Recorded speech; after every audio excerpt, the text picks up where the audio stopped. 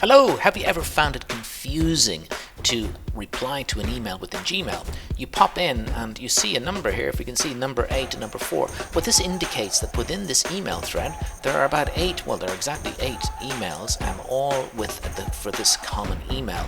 In this one here, there are 4. Now, sometimes it can be very, very confusing, distracting. How and what do you reply to?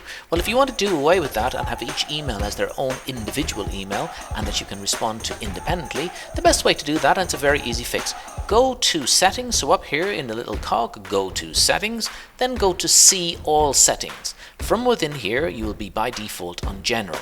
Scroll down until you see conversation view, which is down here towards the end. Where has it gone? It should be here somewhere. There it is, conversation view, and simply turn that off. And as soon as you do that, scroll down to the very end and save this new setting. Once you do, out here you can see all emails now have been popped into their individual emails. So therefore, a very simple fix. Best of luck with it.